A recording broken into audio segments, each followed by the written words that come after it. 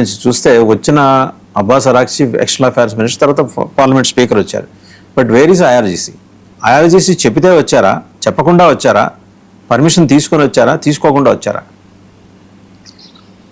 Speaker of Iran assembly ఎవరైతే చూసారో మొహమ్మద్ గలీబాఫ్ అనుకుంటా ఆయన పేరు, ఆయన వచ్చిన ఆయన, if I'm not mistaken Mohammad Ghalibaf, అవును ఆయన.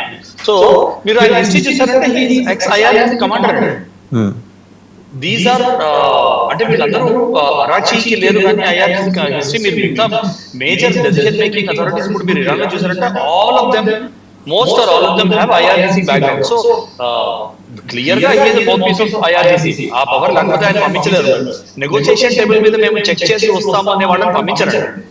Abbas Araghchi has been strategically been there, ఎందుకంటే ఒక మైల్డ్ వాయిస్ ఉండాలి ఇప్పుడు మాట్లాడేటప్పుడు. అందుకని ఆయన్ని వాళ్ళు స్పేర్ చేయడం జరిగింది, వీళ్ళు స్పేర్ చేయడం జరిగింది. So Abbas Araghchi will always be there. గలీబాఫ్ని పంపించడంలో ఏంటంటే ఐఆర్జీసీ కంట్రోల్ ఉండాలి ఆ టాక్స్ మీద. And I firmly believe it still very strong mind with in Iranian circles. So IRGC ఎక్కడుందనే క్వశ్చన్ మనకు అనవసరం. IRGC is very much there and ఐఆర్జీసీనే కంట్రోల్ చేస్తుంది మొత్తం అంతా. సో మీరు చూడాల్సిన విషయాలు ఏంటంటే control of waters, Hormuz waters.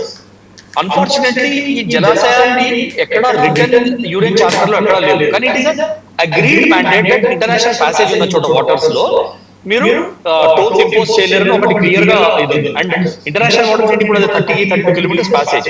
And as per international maritime law ప్రతి కంట్రీ ఒక 15 మైల్స్ ఆర్ 20 మైల్స్ మీరు కంట్రోల్ చేయొచ్చు ఆ వాటర్. 12 nautical miles sir, 12 nautical miles. That's almost 30 kilometres అండి. 12 నాటికల్ మైల్స్ అంటే ఆల్మోస్ట్ 30 కిలోమీటర్స్, కొంచెం 32 అవ్వచ్చు. హార్మోన్ జలాశయం ఏంటి 32 కిలోమీటర్స్. అటు నుంచి ఇరాన్ కంట్రోల్, ఇటు నుంచి ఒమాన్ కంట్రోల్. సో ఇరాన్ మన ఒక షిప్ కూడా ఎట్లా వచ్చింది, ఒమాన్ వాటర్స్ నుంచి వచ్చింది యాక్చువల్ గా, రడార్ ఆఫ్ చేసి మనది హార్మోన్స్ నుంచి. సో ఏంటంటే కంట్రోల్ ఎవరి దగ్గర ఉంది. ఇప్పుడు మీరు ఇది ప్రెసిడెన్స్ చెక్ చేశారంటే అన్ని స్టేట్స్ లో అంటారు మేము కూడా ఇంపోజ్ చేస్తామని.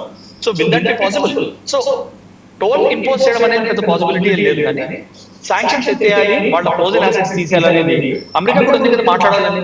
సో క్లియర్ గా ఇవి కాదు disagreement points. The disagreement point was clearly uranium enrichment, nuclear programme. మీరు పర్మనెంట్ గా చెయ్యకూడదు అని ఒక కమిట్మెంట్, మీరు మా మీద పర్మనెంట్ గా దాడి చేయకూడదు అని ఒక డిమాండ్ ఇరాన్ ఏదైతే ఉందో. ఇరాన్ ఏమంది, మీరున్నారు సీజ్ ఫైర్ కోసం డెస్పరేట్ గా, రండి ఇవ్వండి, మేము అడిగిందని ఇవ్వండి అంటున్నారు. సో ఈ ఇరాన్ కూడా కొంచెం దింపి తీసుకొచ్చే వాళ్ళు దొరికేది దాకా this mediation talks are not going to be successful అండి. ఎవరున్నారు మీ ఉద్దేశంలో? చేస్తే ఇద్దరే, ముగ్గురు చేయాలి. జీ జిన్పింగ్ చేయాలి, పుతిన్ చేయాలి, లేకపోతే మన ప్రధానమంత్రి మోదీ గారు చేయాలి. వీళ్ళ ముగ్గురిని ఎవరు పిలుస్తారు? ఎవరు పిలవరండి. స్ట్రాటజిక్ గా ఏంటంటే కరెక్ట్ టైం ఉన్నప్పుడు 3 దేశాలు వాళ్ళకి బెనిఫిట్ ఏంటి దీనిలో చూస్తూ ఆగుతున్నాయి, విచ్ ఇస్ రైట్. ఇంటర్నేషనల్ డిప్లొమసీలో మీకు అవసరం లేని చోట, మీకు బెనిఫిట్ లేని చోట మీరు వేలు పెట్టి కాల్చుకోకూడదు. పాకిస్తాన్ దగ్గర నుంచి international community has learned that lesson now. So ఊరికి చేయి పెట్టుకుని మీరు రెప్యుటేషన్ కాల్చుకోకపోవడం కన్నా వెనకాల నుంచి background talks. And I'm very sure ఈ 3 దేశాలు వెనకాల నుంచి మాట్లాడుతున్నాయి 2 దేశాలతో. కానీ ఒక లెవెల్ ఆఫ్ కాన్ఫిడెన్స్ వచ్చేందాక ఇంటర్నేషనల్ డిప్లొమసీలో మీరు ముందర పడరు, మేము చేస్తాము మీడియేషన్ అని. మీకు ఎటైనా ఫెయిల్ అవుతుందని తెలిసినప్పుడు స్ట్రాటజిక్ గా మీరు మాట్లాడకుండా వెనక్కి తగ్గి మీ బెనిఫిట్ మీ దారి మీరు తవ్వుకుంటూ బయటికి రావడం అది ఉంది కదా, మీరు నొప్పిపక తానవక అనేది. అలా మీరు అన్నాళ్ళు సర్వైవ్ అవ్వడం చాలా better. So as of now I feel entire international committee already Xi Jinping and China ఒక నడ్జ్ ఇచ్చే ఇరాన్ కి, మీరు అట్లా ఉంటే కుదరదు, మీకు కూడా లాస్ ఉంది. ఎందుకంటే ఇండైరెక్ట్ గా చైనాకి చాలా పెద్ద లాస్ ఉందండి దీనిలో, which nobody is talking about. So ఇది చైనా నట్ చేసింది Iran, there is no doubt about it. మీరు రండి మీరు మాట్లాడండి చాలా క్లియర్ గా చెప్పింది ఇరాన్. బట్ మీకు నష్టం ఉన్నదాన్ని ఒప్పుకోవాలి అనేది ఎవరు కండిషన్ పెట్టలేరు.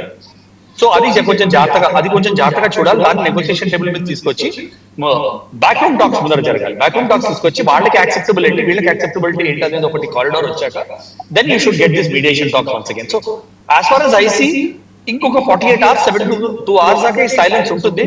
దాని తర్వాత ఏమైనా కూడా ప్రోగ్రెస్ లేకపోతే మళ్ళీ హాస్టిలిటీస్ మే స్టార్ట్ అని నా ఒపీనియన్ అండి. అయితే colonel Parameshwar garu, except their mouthpiece Al Jazeera, చైనాకి అనుకూలంగా ఉండే 2 ప్రధాన నగరాల పేర్లతో వెలువడే అమెరికన్ మీడియా సంస్థలు వాళ్ళు ప్రచురించిన కథనాలు ఏంటంటే, బీజింగ్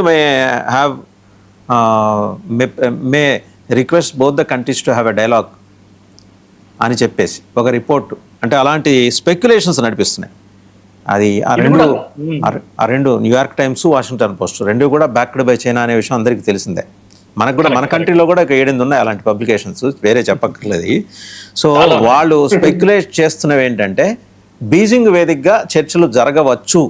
మళ్ళీ అక్కడ ఇఫ్ అండ్ బట్స్ చెప్తున్నారు, ఎందుకంటే ముందర ఫీలర్స్ వదిలి ఎలా ఉంటుంది ఫీడ్బ్యాక్ తీసుకుని దాన్ని బట్టి వెళ్దాం అనేది ఒక స్ట్రాటజీ. ఇదే గుడ్ ఓల్డ్ స్ట్రాటజీ, సిపాయిలు తిరుగుబాటప్పటి నుంచి చూస్తున్నాం. ఇది ఇవాళ కొత్తగా వచ్చింది ఏం కాదు. సో ఒకవేళ అదే జరిగితే చైనాకి ఆ సామర్థ్యం, దక్షత, క్షమత అన్నీ ఉంటాయంటారా వీళ్ళని ఒప్పించేది? 100% అంటే ఇరాన్ ని ఒప్పించడం అనేది ఇప్పుడు మీకు ఈ పిక్స్ ఆఫ్ క్లియర్ గా తెలిసిందంటే ఇరాన్ ని ఒప్పించే పార్టీ కావాలి. యుఎస్ఏ ఒప్పించే పార్టీ కాదు, యుఎస్ఏ దిగొచ్చింది. ఇంకా కొన్నాళ్ళు అయితే యూఎస్ఏ ట్రంప్ ని ఇంపీచ్ చేసేస్తారు, దాని తర్వాత ఎవరు వస్తారు ప్రెసిడెంట్, ఏం డిసిషన్ తీసుకుంటారు అనేది కూడా తెలియదు. అంటే it's not an easy process. USA law ప్రకారం impeachment is not an easy process, అదో పెద్ద కాంప్లికేటెడ్ ప్రాసెస్. అది పక్కన పెట్టి మాట్లాడమంటే China is got the only capability, ఎందుకంటే China is Iran's biggest customer and China is getting affected by this. So దాని వల్ల ఏంటంటే చైనాకి ఆ కెపబిలిటీ ఉంది, కానీ చైనా విల్ నాట్ అంటే తల పెట్టదు. బీజింగ్ లోకి తీసుకువెళ్ళి మళ్ళీ ఇలాగే టాక్స్ ఫెయిల్ అయ్యే తరుణం వచ్చింది అంటే వాళ్ళ పరువు పోయేటట్టు చైనా ఎప్పుడు రిస్క్ తీసుకోవచ్చు. చైనా ఎప్పుడు వాళ్ళ మీద వాళ్ళు రిస్క్ తీసుకోరు. ఏ దేశం రిస్క్ తీసుకుంటుందని చైనా రిస్క్ తీసుకోవచ్చు. సో ఇంకొక 48 గంటలు 72 గంటలు మీరు అన్నట్టు ఇట్స్ స్ట్రాటజీ. ఇలాంటి న్యూస్ ఆర్టికల్ అండ్ సి ఇంట్రెస్ట్ ఉందా పార్టీస్ కి, ఆ చైనా అయితే మేము ఒప్పుకుంటామని ఎవరైనా బయటకు వచ్చి మాట్లాడారు అనుకోండి, ఇట్ బికమ్స్ ఈజీ. లేదంటే ఈ న్యూస్ ఆర్టికల్ వచ్చింది అని ఇరాన్ కూడా చెక్ చేసింది అనుకోండి, మీరు చేస్తారా మీడియేషన్, మీరు చేస్తే మేము వీఆర్ ఓకే, మీరు మా ఇంట్రెస్ట్ దృష్టిలో పెట్టుకుని మాట్లాడతారు, సో వీఆర్ ఓకే అని ఇరాన్ మాట్లాడింది అనుకోండి, then you can bend them, కొంచెం తీసుకురావచ్చు టాక్స్ కి. సో దీస్ ఆర్ ఆల్ ఎవరి దగ్గర నీళ్లలో ఎంత లోతుందని చెక్ చేయడానికి చేసే స్ట్రాటజీస్ ఇవన్నీ. సో ఇంకొక 48 to 72 hours మనం వెయిట్ చేసి చూసామంటే this strategy will become clear. Okay, colonel Rao garu, Hezbollah's విషయంలో ఇజ్రాయెల్ పైచేయి సాధించినట్టు అనుకోవాలా, ఇంకా చేయాల్సింది చాలా ఉందని? ఎందుకంటే ఇంకొకటి ఈ విషయం ఎందుకు ప్రస్తావన చేయాల్సి వస్తుందంటే రెడ్ సీ దగ్గర వాళ్ళు అలాగే డేరాలు ఓపెన్ చేసి కూర్చున్నారు హౌతీలు. మేము ఏ షిప్లో అయినా కొట్టడానికి రెడీగా ఉన్నాం ఇన్ కేసు ఇజ్రాయెల్ లెబనాన్ మీద దాడులు ఆపకపోతే అని. మరోపక్క హమాస్తో కాల్పుల విరమణ ఒప్పందం మనడితో ముగిసింది మన సాయంత్రం